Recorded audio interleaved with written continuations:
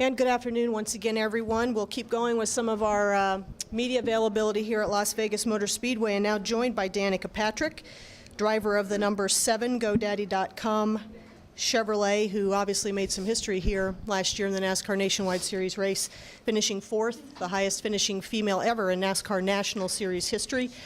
Before we take some questions for Danica, though, I understand you've got some things you'd like to talk about first off the top. Well, I think that we just wanted to lead it off and let you guys know that obviously the last time we were here was a big weekend and a sad weekend, and to just say that, you know, thoughts are still with Susie and the kids, Weldon that is, and that there won't be a time that I come to Las Vegas and I won't think about Dan and I won't think about the family, and hope that they're doing well. Okay. Thank you, Danica, for that. We'll go ahead and take some questions for Danica. As usual, we've got the wireless mics around, and we'll bring them to you if you give us your name and affiliation before you'd ask. We'll go ahead and start off here with Mike Massaro first. Danica, just picking up with what you just said, it's hard for any of us to imagine what it must be like for you to get on the racetrack today. What was it like? As race car drivers, our job is to drive the race car, and you know, we need to be able to do that with our whole heart and mind. So you know, I went out there and drove just like any other day, but I think that it's in the moments where you don't have a singular focus, like walking up to the media center here today and seeing the neon garage and kind of the atmosphere that was here on that weekend, and where we were pitted and the things that we were around, and the sights that you saw, where you can have time to sort of think about multiple things that it gets to you. And as you know, as I walked up today, I said to Haley that it reminds me so much of being here for the IndyCar weekend, just with the garage area and walking up to the media center. And so you're reminded in those moments. Okay, we'll come up here over to Bob Pockris, please, and a mic, and then to Dean McNulty. Bob Pockris, Scene Daily. Were you reminded about things while in the car and on the track and seeing things, or are you able to put it out of your head once you're in the car and practicing? It escapes you, but for the most part, you know, you're able to have something to focus on, one thing to focus on, and so I feel that I'm able to do that when I'm out on the racetrack, which is probably a really good thing, because you know, especially when you're trying to get the car to its very limit, you need to be able to focus on that one thing. But as I said, the thoughts outside of the car and being around, being in the surroundings are when you remember so much. Mark Anderson, Las Vegas View Journal. Do you think once you get past this weekend that in the future maybe it won't stick with you as much, that the first trip back is just going to be the hardest? No. As I said, well, I think time is a healer for sure. But there won't be a time that I come here that I won't think of it. And all of the things that I did that week of the race, all of the different things, whether it was driving up and down the strip in our race cars, or going to certain restaurants, or being at the track and seeing certain things around us. You know, I think it will never completely escape, and that's what tragedy will do to you. Dean McNulty, Toronto Sun. Getting in a NASCAR, a stock car, with, you know, the roof on top, obviously, and all the safety innovations that have been put in those cars since 2001. Is that a sort of reassurance to you as you come back here to Las Vegas? Sure. I think anytime that you have things surrounding you, and, you know, especially with the likelihood of being able to, you know, climb wheels in Indy cars, it's not, that kind of thing doesn't happen in stock cars. So, you know, kind of what made that accident so big is something that really doesn't happen in these cars. So, you know, when you get side by side with somebody, and if you get a little too close and bump each other, that you're just going to bump each other, and that's pretty much the extent of it. So, there's definitely some peace in that, and there's definitely a level of bravery that these cars give. You know, me as a driver, being in them and having a lot around you.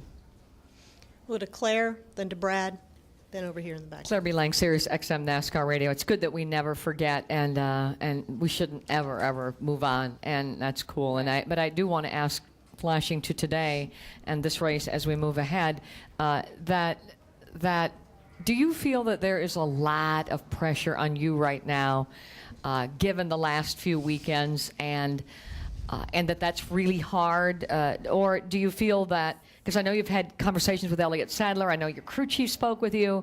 And I just kind of wonder where you're at moving into this weekend. Yeah, I know I said that the things don't get to me at Daytona a lot, and I think things don't get to me for the most part, but I definitely feel like I want to do well for so many people. I think that I gave myself maybe a little bit of false expectation about running this year for the championship, and probably using those words for the championship. It's really still my first ever full year, and what I've done still doesn't add up to 1 year, and I didn't have anything before that at all in stock cars. So I think I need to remind myself every now and again of really where the expectation levels should be and where mine should be, and I can't let all of the exposure and hype and hope, I'm serious when I say hope, to do well, I can't let that be something that makes me feel like I have to do well. And I think that got to me a little bit, and especially coming from Daytona and having such disappointing results, whatever happened or didn't happen on the track. It was just, I get attached to the results for sure. I mean, part of that is my job to get good results. So sometimes I dwell on that a little bit too much, and I need to remember that there are so many of these darn races, and you just need to move on. But I think that just the length of Daytona and the demands both in the car and especially outside of the car, I think got me wore down, and I think that and then it also got to me that, you know, everybody wants to see me do well, and I want to do well for them. I want the people in the stands that are holding my flags and wearing my T-shirts and hats, I want them to have a good reason to cheer. And I think I let that get to me a little bit. Danica, Brad Gilly, Performance Racing Network. After finishing 4th here last year and now getting back into the stock car and on the track for practice, how did it feel to you? Did it feel as good as it might have in this race last year? We definitely had some handling issues when we were here last year at this time, and Tony Jr. brought a different setup to the track that would try and get at those handling issues, and we ran that in the first practice. And while it was good, I mean, it wasn't terrible by any means. We definitely had some issues that we couldn't get around, and so I think that we'll probably go away from what we tried just a little bit and go back to where we were last year and try and massage that a little bit. But all in all, I would say that we're feeling comfortable so far, and we want to keep always making it better though. Other questions for Danica? Got a follow-up from Bob, please?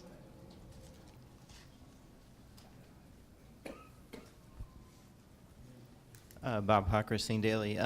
When we asked Junior about you being frustrated after last week, he said, well, he didn't run all that well either in his Cup race. And I was curious, how will you try to handle the frustration? And I'm not understanding the beginning of what we you asked said. Dale Jr.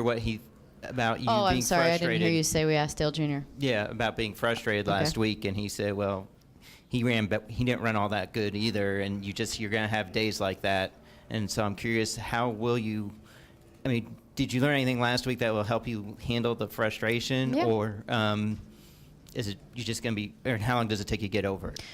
Yeah, honestly, I just feel like I just feel like I spread myself too thin at Daytona, and I just felt like it was 2 weeks of physical and emotional drain, and everything from the media to the trips that I took to do media to the on-track stuff to the performance to the extended trip to the late night. I mean, I just think that the whole thing got to me, and then I came home and dealt with other issues that took conversations and emotional energy as well, and I didn't give myself time off. And usually when I get tapped out and exhausted, I do whatever I want to do, and getting mad is one of those things. And when I get mad, I don't get mad at anyone. I'm just mad at myself. I wasn't mad at the team. I wasn't mad at Tony or anybody. I was just mad at myself. And I guess,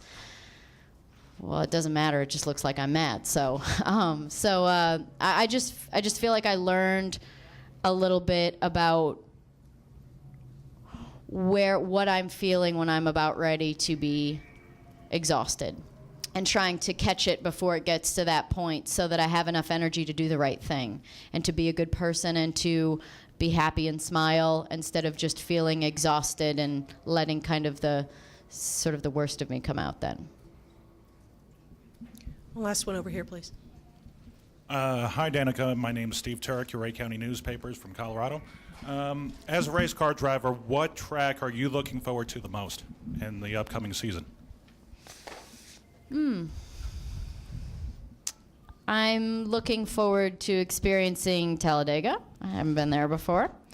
So, I mean, as far as a racetrack, I'm sure it'll be very straightforward and easy, kind of like Daytona, but just the whole atmosphere of it, and I think will be a lot of fun. Where else am I looking forward to going? I'm kind of looking forward to going to Atlanta for the first time. I think it's going to be a real challenge for sure, but I'm looking forward to it, and it's an interesting track. I have been there once before, a couple of years ago now, but I think that will be a fun and interesting race. So I've been lucky enough to go to quite a few so far, but I haven't been to those yet. One last one in the back here. We'll wrap it up. Patrick Levy, NASCAR Media Group. Danica, we have Bristol coming up next week. Are you looking forward to going to Bristol? Do you have any expectations for next week? Yeah, I mean, I was probably just about to say Bristol, but I haven't been, but I've been there now. So I really enjoyed my first trip to Bristol. I enjoyed the racing. I enjoyed the track. My day ended a little early, but I still got quite a bit of racing in, and I was still having my best short track race I'd had yet, and I had never been there before. So I really enjoyed Bristol, and won't ever forget walking up to the onto the track for the first time on load-in day, and just looking at it for the first time and seeing the banking that's just on the straightaway. So I'll never forget kind of the spectacle that Bristol is. But then to follow that up, I had a lot of fun there. All right. Danica, thanks a lot. Thanks. Best of luck to you this weekend.